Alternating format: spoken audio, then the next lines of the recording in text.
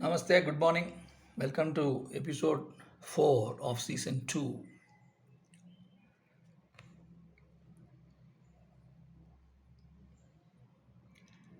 In this episode, or maybe one or two episodes, we will demystify the idea of psychic powers, the idea of superhuman powers, okay, before we move further to Paravidya. So, the first one I have picked up is the verse number 47. There's a Sanskrit word which I don't want to read because I'm not very familiar, and these are all with Sandhi. One word is like one sentence. So I will read the English translation which is given in this book, Patanjali Yoga Sutra, written by Swami Prabhavananda of the Ramakrishna order. Verse 47, Pada 3. Perfection of the body includes beauty, grace, strength, and the hardness of a thunderbolt. Okay, which we discussed. When you do pranayama with your erect spine, the benchmark being Dadichi's backbone, from which the Indra's weapon, thunderbolt, was made. Okay, Vajrayuda. So when that happens, the asana, pranayama exercise, you will see in the process that this perfection or a milestone in this perfection, purity, purification, okay, includes beauty, grace, strength, and hardness of a thunderbolt. These are, let me say, low lying grapes of wellness, low hanging fruits. Okay, okay. So that is just to start with. There's nothing like superhuman powers. It only says what you can expect to happen in this. So yogis normally have a kind of sculptured physical body looks like a sculptured one. It doesn't look very flabby and all that stuff. Okay, so that's what it means. The next verse I would take is 34. All these powers and knowledge, Jnana Shakti, Kriya Shakti. Powers is Kriya Shakti, knowledge is Jnana Shakti. All these powers of knowledge may also come to one whose mind is spontaneously enlightened through purity. As purity increases, it gets spontaneously enlightened. We'll talk about spontaneous and enlightenment. Spontaneous, we'll go back to symmetry theories. Okay. Apart from basic normal English understanding. Enlightened, we will see here. Enlightened through purity. So this word has been used by many people, psychological people, saying that in the spiritual progress, many things gets lights up, part by part, lights up. Okay. Enlightened. It's a physical process. That will be light. Well, we'll discuss that in the next one. Okay. So piece by piece, part by part, everything gets enlightened. Okay. And it is spontaneous. You are not switching on, switching off with conscious effort. But when you are doing this practice, purifying yourself, perfecting yourself, this happens. Okay, right. So enlightenment, we will see, it's a physical enlightenment we are talking about, not the psychological enlightenment which people have told you. Getting knowledge. Okay. That is also true. Okay, that's a psychological knowing, but there is also a physical light which comes up. Then 51.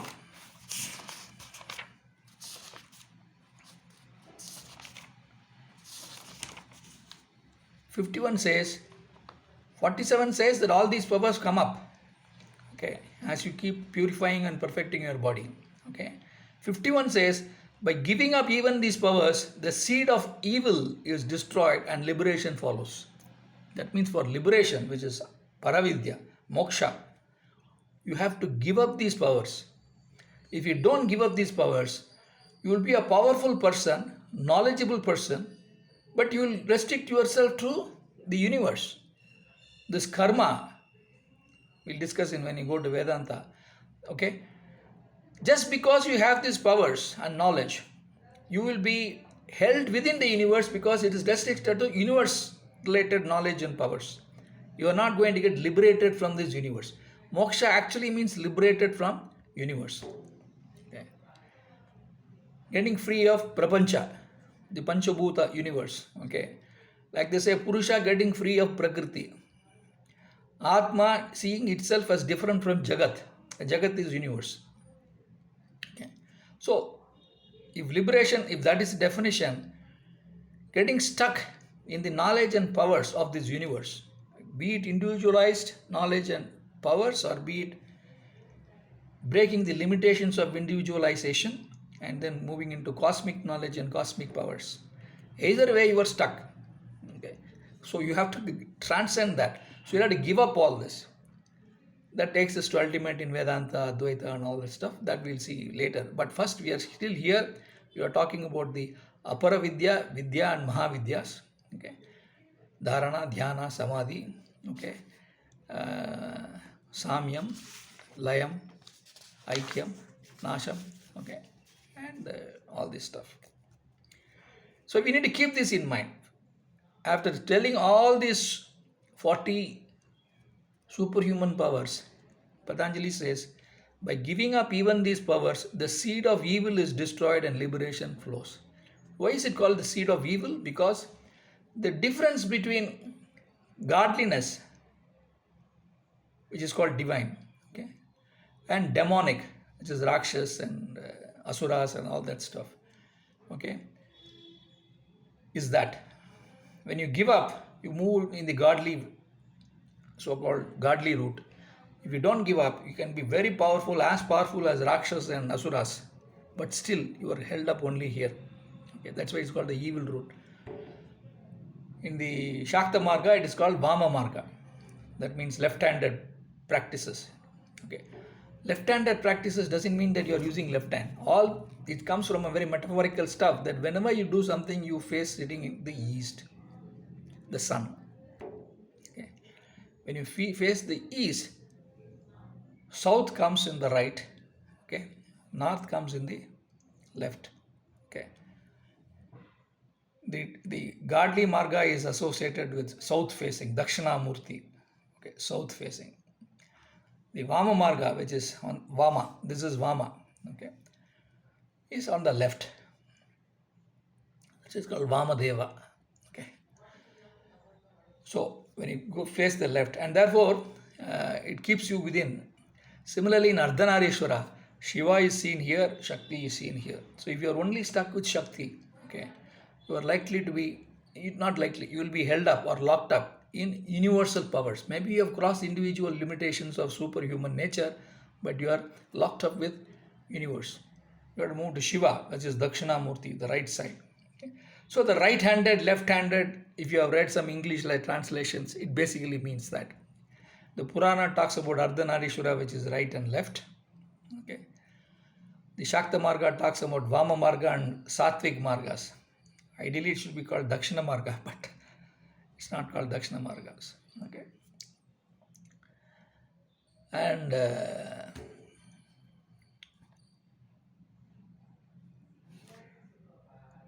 so you have to, therefore, that's why it's called evil. Asuras, Rakshas will have tremendous cosmic powers, but then they cannot become divine. Divinity takes you to Paravidya, towards Paramatma, etc., etc. Okay, that's why you can master the Aparavidya and remain a Rakshas. There are several things, Yaksha, Kinnar, etc., that you have. These are all various forms that you have of, let me say, layers of powers and knowledge, which keeps you in universe.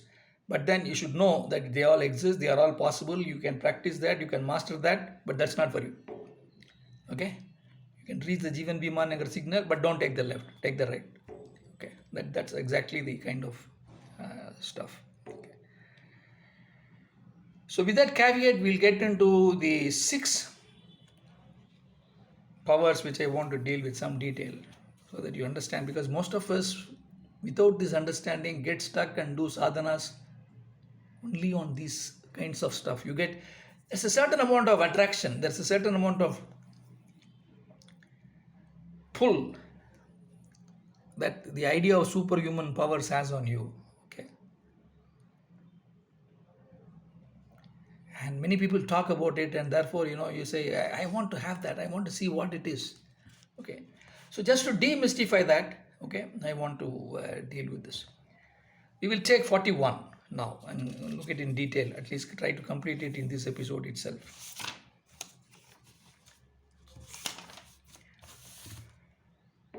And the ones that I have linked are relevant to what we have discussed in season 1 and season 2 so far, and what we will be discussing in further seasons. There are other things which I am not discussing because I know this with reasonable conviction, and therefore I can talk to you about that.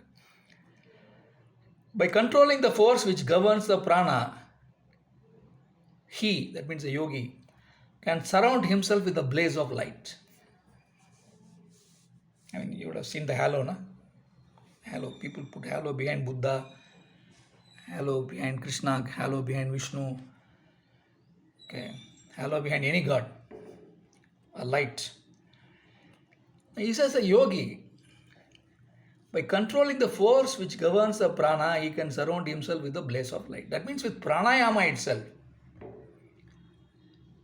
Okay? If you keep on practicing in the right way, as what we have indicated, samana, udana, taking it up. Okay. And there are very specific pranayamas like Kapalabhati, Anulom Vilom, Kapalabhati, Bastarika, Ujjayi. Okay. These kinds of pranayama. Okay. And what they say, inhale, complete, full kumbhakam, exhale, rechakam, exhale completely, okay, and then hold. And the period of hold, okay, if you can master that, okay, then that creates stillness. But in this process, if you keep on doing this, while it is focused on wellness, happiness, stilling process of prana, stilling process of manolaya stilling, pranalaya stilling, and all that, the quantum biological changes that happens at the cellular level, okay, creates a certain aura, certain light. So people say pranic body, light body. A light meaning luminous body. Okay. This happens. Not only happens, it's already there. Because you have a certain wellness today, okay, the cells emit light. So the cells emit light today, which is called biooptics, very, very low luminosity. There is a measure. If you go to Google and then say what is the luminosity of the emission of light in a cell, it will say very low, you can't capture it. Okay. But as you increase your wellness, the luminosity of the light that is produced by your cells increases. What level? It may not be like Surya or even tube light or something, but there's a certain increase. Okay. Now that is called aura. People say, what is the aura? There's an aura that develops in your body because that's a cellular level. Now, when you are mastering the flow of prana up and down and then centering it and then moving it up, apart from the way the two cells communicate, transact with each other, which we discussed at the very core biological level that we know already, is through current, nerve current, okay, which is electricity, okay, or chemical flow, okay, which comes to endocrines and all that stuff. So two cells, if they transact with each other, we saw that there is a, loosely saying, how do they communicate with each other? Through nerve cells, current, or through chemical flows. The chemical flow is called the endocrinal system. The current flow is called the nervous system. Okay, simply speaking. There are pathways of same pathways, endocrine pathways, neural pathways. The nadis that we talk about, which is little more subtler, intercellular gaps. We're still talking about intercellular gaps. The light can also travel. It's also said that two cells can communicate with each other through light. Whatever light that it is already doing, okay, it can communicate itself through light. Now that's something which is not discussed deeply in the school of medicine. Okay, but they use light for healthcare. Okay, light is used for healthcare. I don't recall right now. There are some things that they use for pain relief and all that stuff. Okay, and even for some treatment of something. Light is used. Sound is also used. Sound healing is a very, very nascent form in modern medical biology. Light healing is a little better. Okay. So,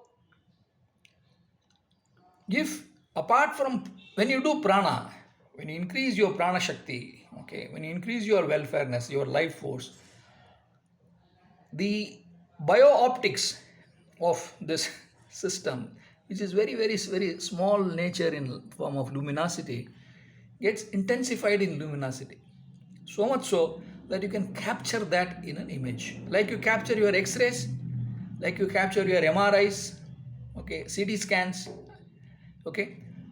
There are now mechanisms to capture the light mapping of your body. Okay, somebody can say differences in light with that image. With that image, you can say, and with that, if you are able to interpret the light, you can say these parts are all healthy and these parts are not healthy. Now, this is already there. Not the mainstream Western medical biology doesn't use it, but alternate streams use it. At least I know of one doctor in Chennai who has this imaging.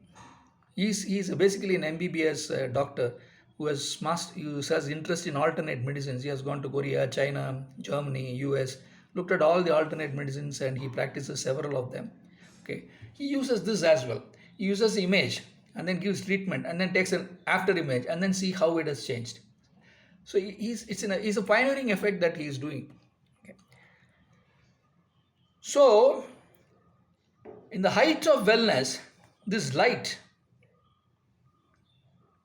okay, becomes so luminous that you can capture it, and with the luminosity differences in that images, you can say what is the level of wellness in different parts of your anatomy, physiology, neurology, etc., etc. Okay. That's to give you an example that this happens, and you can take it to highest level. The highest level with what the yogi takes it. Okay. With the highest level of practice, Tivra level, not the Adama, Madhyama, Uttama levels, but Tivra level, which I talked about in season 1. Okay, intense level, if you practice, this becomes a light body. So much so that I'll give you some stories. Ramakrishna Paramahamsa is supposed to have that light. Okay, and therefore, even in darkness, he can see things around him very easily. Okay, and he had a friend, what they call as a Guru Bhai. In North India, they say Guru Bhai, meaning he's a brother from the Guru lineage. They had the same Guru, and therefore they are brothers. So Guru Bhai or Guru Bandhu, also some people say, Guru Bandhu related,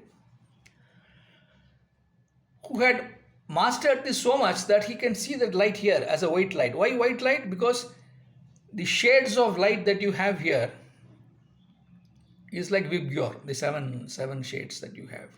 Okay, not shades. In light, you can't use shades. Tonality, you can say. Okay. And when that gets unified in your practice, the 7 colors get unified in your practice. Okay, it becomes white light. So somewhere here it becomes a white light, and because of this intensity of prana, Bhuta Shuddhi and Nadi Shuddhi is so perfect, so pure, so of the higher order, not highest order, higher order, okay, that this diffraction of light that happens, okay, the diffraction of light. Apart from bio-optics, light from outside also goes, but people have experimented and then say that even if you switch off, when there is no light outside, this light can be seen inside. And therefore, they have concluded that it is only the light from cells which gets that. You can't, therefore, it's nothing to do with light outside. Okay. But then if there is light outside, that will also add to it. Okay. And that is why the sunlight is used to cure many things along with pranayama. Okay. So this light is moved up and is seen as white light. Okay. And therefore it is very, very physical. It's enlightenment of the physical order. I'm not talking about very great, enlightenment as moksha. I'm not talking about enlightenment as moksha. Enlightenment very physical in nature. Enlightenment, in psychologists use enlightenment as a way of knowing, knowledge. Okay. That's also in this. If you can see this and if you understand what the science I am telling you, it's also knowledge. Okay. But physically you can see it. So there's a physical element. There's a knowledge element. Knowing Jnana Shakti and Kriya Shakti. Both are there in terms of light. So this is enlightenment. I'm demystifying the idea of enlightenment. Enlightenment is still Aparavidya, not Paravidya.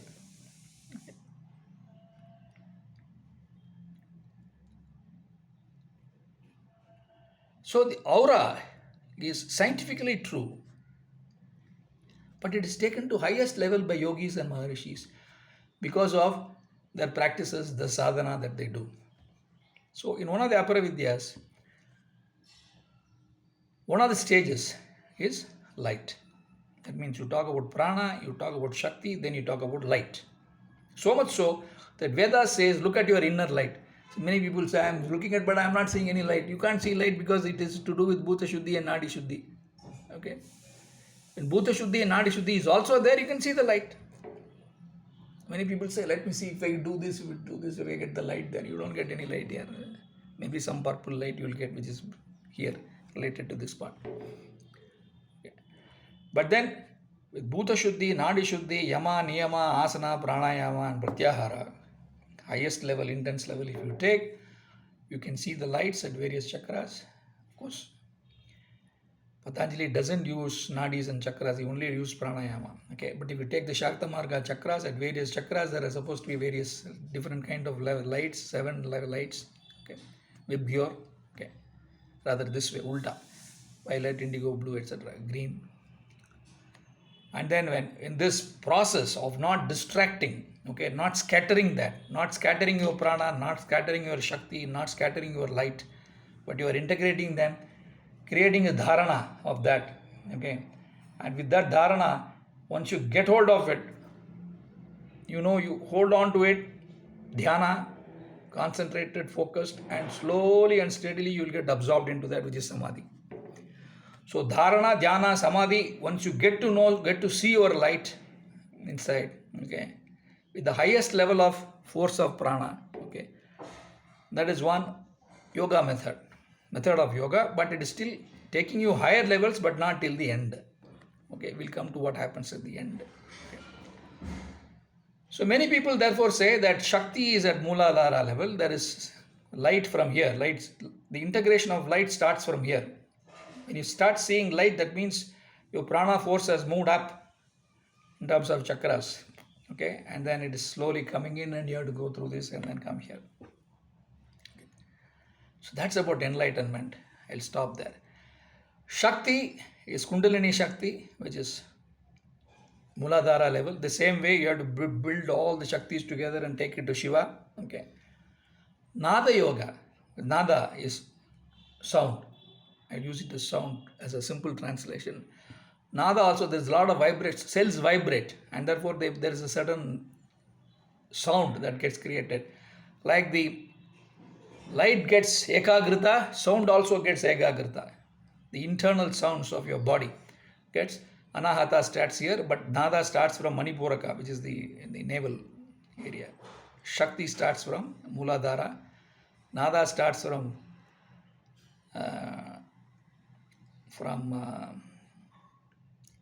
Manipuraka, navel chakra, and light starts from this. So the inner light.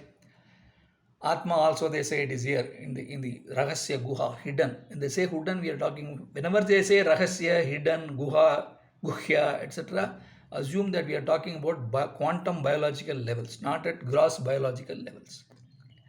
So that's about this verse 41, which says, by controlling the force which governs the prana, he means the yogi, can surround himself with the blaze of light. We'll stop this episode here. Namaste.